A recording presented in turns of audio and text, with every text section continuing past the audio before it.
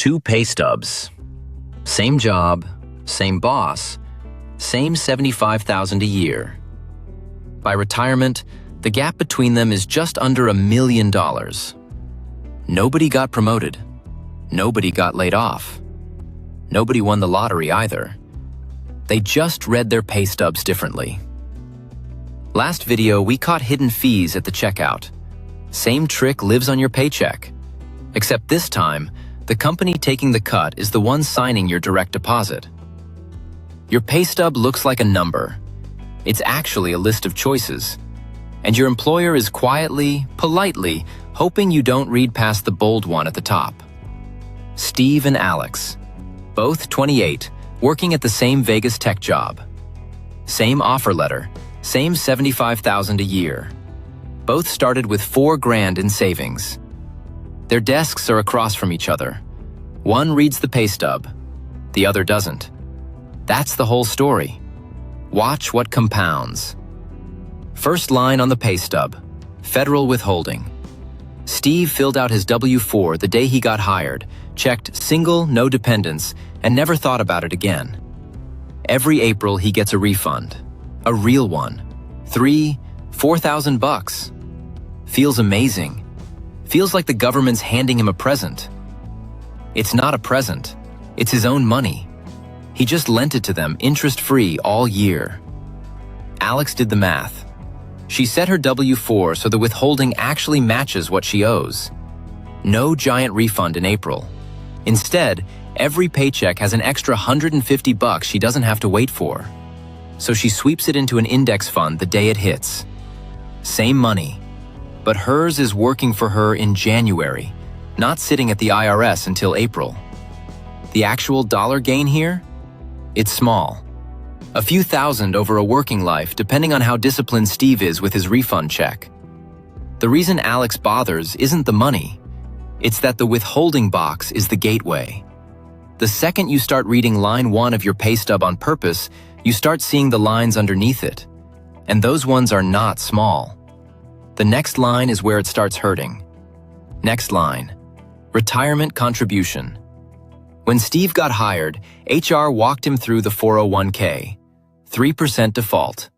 He nodded, signed it, moved on. 3% felt responsible. It felt adult. He was done thinking about it. Here's what HR didn't say out loud. The company matches up to 6% of his salary. Free money. With a ceiling on it. That ceiling is the match cap, and Steve is contributing half of it. So every year, his employer is sitting there with about $2,200 they're contractually allowed to give him. And they pocket it because he didn't tick the box. That's not a tax. That isn't a fee either. It's free money.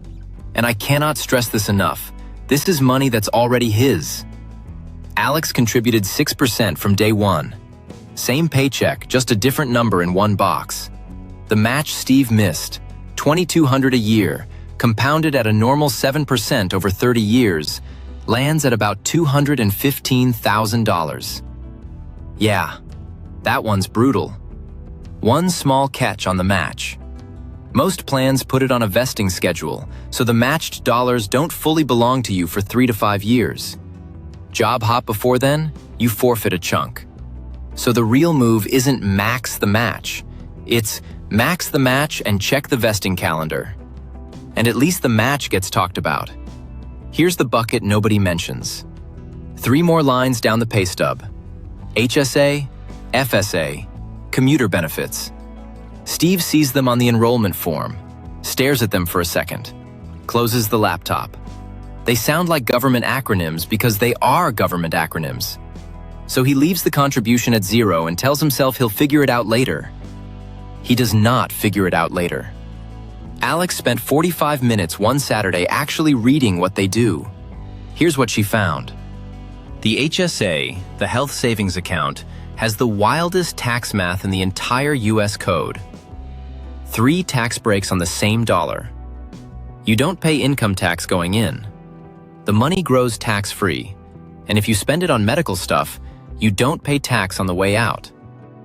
Nothing else in personal finance does all 3. Not a 401k, not a Roth, not an IRA. None of them. And the HSA isn't only a tax dodge. Alex treats it like a second retirement account. She maxes the contribution. That's $4,400 a year, the 2026 limit for a single person.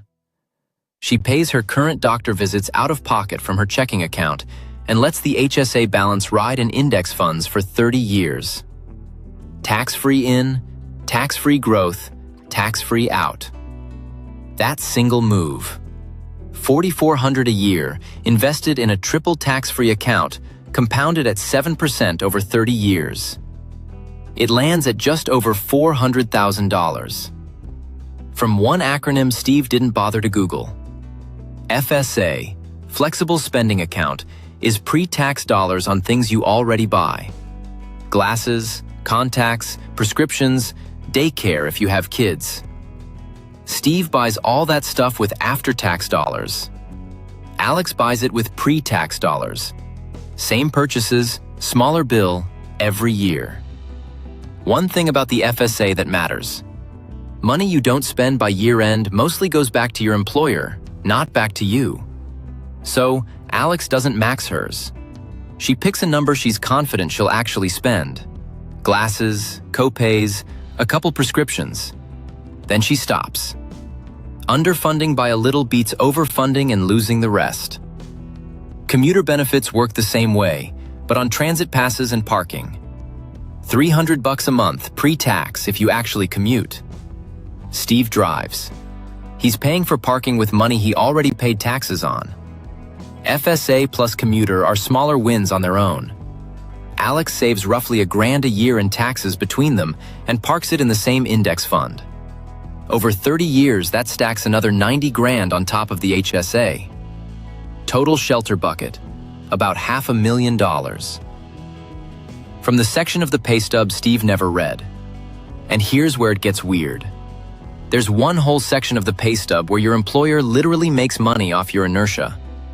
This is the part the channel was built for. 3 lines, 3 traps. The free PPO. When Steve picked his health plan, the PPO had a lower deductible and HR called it the comprehensive option, so he picked it. Felt safer. Felt like the responsible adult thing. For a healthy 28-year-old who sees a doctor twice a year? The HDHP plus HSA combo is almost always cheaper in total. Lower premium, modest deductible, and it's the only door that lets you contribute to that triple tax advantage HSA in the first place. Alex ran the numbers. The PPO that felt safer was costing Steve about $1,800 a year more, plus the entire HSA opportunity on top. The onboarding sheet. You know the one. 20 checkboxes for voluntary supplemental things. Critical illness rider, accident insurance, pet insurance, identity theft, hospital indemnity. Steve checked every box because they were $9 each and he didn't want to be the guy who said no to insurance. He's now paying a couple $100 a year for policies that, for someone with no kids, no chronic condition, and an existing health plan, mostly overlap with what he already has. Or pay out in scenarios that almost never happen. Alex unchecked every box, kept the ones HR is legally required to offer, and put the difference into her HSA. And here's the one that should be illegal but isn't.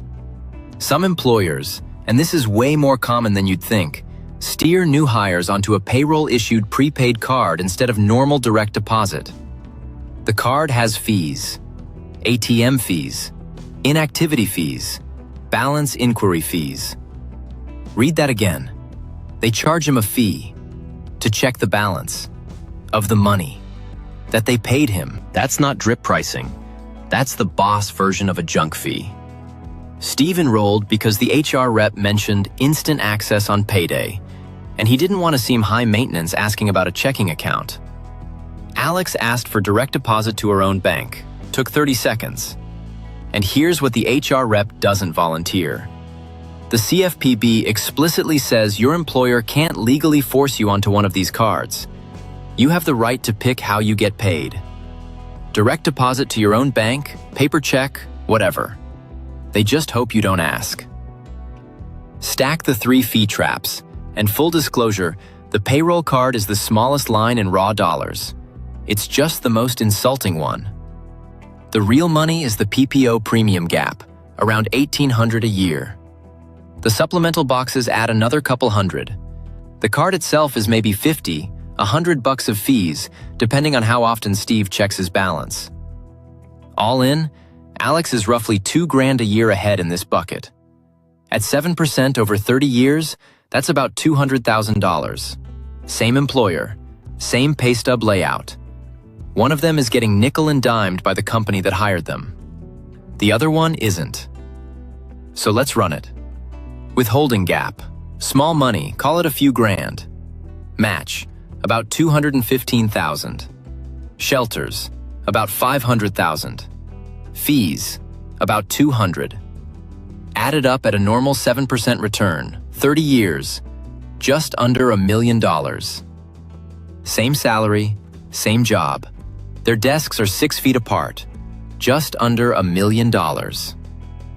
Quick thing, if reading your pay stub feels like decoding a foreign language, that's by design. Hit subscribe because the next one is literally about the next layer of this same trick. Here's what Alex actually did. 5 moves, 20 minutes total. 1. Pull your latest pay stub. Not in your head, actually open it, the last one. 2. Find your W-4 withholding. Run it through the IRS withholding estimator. Google it, it's free, takes 5 minutes. Match what you actually owe. 3. Compare your 401k percent to your employer's match cap. If you're below the cap, you're handing back free money. Go up to the cap before you do literally anything else with your paycheck. 4. Read every voluntary deduction line. Every one. If you don't recognize it, kill it. You can re-add it at open enrollment if it turns out you needed it. 5. At open enrollment, pick the HDHP if your employer offers one. That's the door key for the HSA. If they don't offer an HDHP, do the FSA. And take the commuter benefit if you commute. Steve does that audit. His next 30 years just got $920,000 more interesting. One more thing. Even Alex isn't all the way safe. The 401k she's contributing to? It has its own drip pricing. Expense ratios, 12B1 fees, advisor charges quietly eating up to 30% of her returns over a working life. That's the next video. Subscribe so it lands in your feed the day it drops. I'll see you there.